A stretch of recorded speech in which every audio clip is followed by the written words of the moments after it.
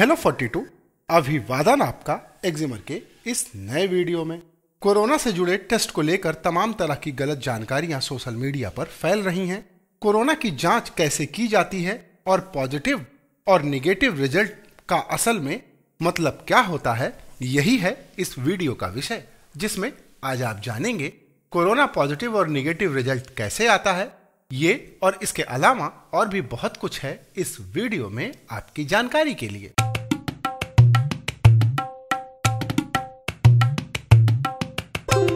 Corona के लिए इन दिनों दो तरह के टेस्ट किए जाते हैं। पहला है एंटीबॉडी टेस्ट और दूसरा RT-PCR टेस्ट। तो आइए अब सबसे पहले बात करते हैं एंटीबॉडी या रैपिड टेस्ट के बारे में। जैसा कि नाम से ही जाहिर है कि इसकी रिपोर्ट जल्दी आती है, इस टेस्ट के लिए ब्लड लिया जाता है। टेस्ट की पूरी प्रक्रिया बमुश्किल 15 से 20 मिनट में पूरी हो जाती है, जबकि रिपोर्ट आने में 4 से 5 घंटे का समय लगता है। इसे हम शुरुआती टेस्ट कह सकते हैं। इस टेस्ट से यह पता चलता है कि शरीर में जो इन्फेक्शन हुआ है वह नया है या पुराना। अगर इस टेस्ट का रिजल्ट पॉजिटिव आता है तो इसका मतलब यह है कि उस शख्स में इन्फेक्शन है। अब इन्फेक्शन कोरोना का ही है या किसी दूसरी बीमारी का, इसके लिए RT-PCR टेस्ट किया जाता है। कोरोना टेस्ट के लिए यही टेस्ट सबसे खास माना जाता है। और आइए अब बात करते हैं दूसरे टेस्ट के बारे में, जो है RT-PCR। इसे reverse transcriptase polymerase chain reaction या मॉलिक्यूलर टेस्ट भी कहा जाता है। इस टेस्ट को करने में 4 से 5 घंटे का वक्त लगता है और रिपोर्ट आने में कम से कम 24 घंटे लग जाते हैं। इसे सीधे इस तरह समझ सकते हैं कि इसमें वायरस के जीन की स्टडी की जाती है कि जो जीन है वह कोरोना का ही है या किसी और वायरस का। इस टेस्ट को करने के लिए कई तरीके अपनाए जाते हैं और इनमें सबसे पहला तरीका है स्वाब टेस्ट का। स्वाब टेस्ट में गले और नाक के अंदर स्वाब सैंपल लिया जाता है। दूसरा तरीका है नेजल एस्पिरेट का। इस तरीके में नाक में एक सॉल्यूशन डालने के बाद सैंपल लेकर उसकी जांच की जाती है।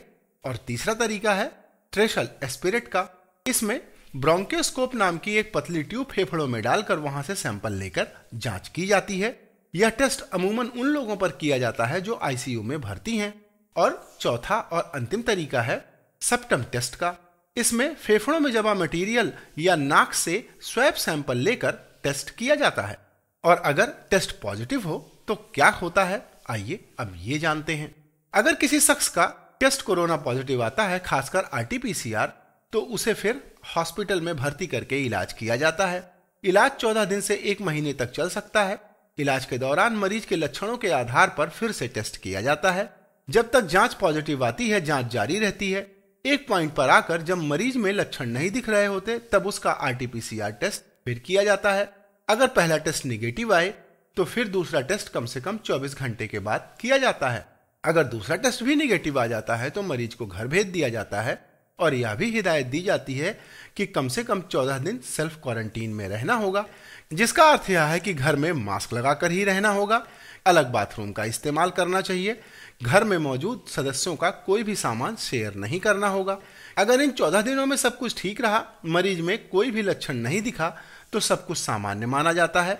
अगर पहला टेस्ट पॉजिटिव आ जाए तो दूसरा टेस्ट करने में वैसे तो 24 घंटे का गैप ही काफी है, लेकिन यह टेस्ट काफी महंगा होता है और अभी भीड़ भी काफी ज्यादा है, इसलिए इसे 48 या 72 घंटे बाद यानी 2 से 3 दिन बाद ही किया जाता है।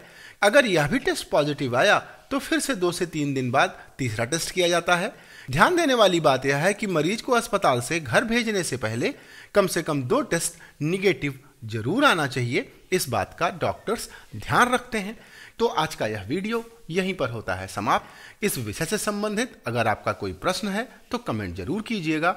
और अगर यह वीडियो आपको अच्छा लगा हो तो इसे लाइक और किसी से शेयर भी जरूर कीजिएगा। वीडियो देखने के लिए आपका अनंत धन्यवाद। नमस्कार।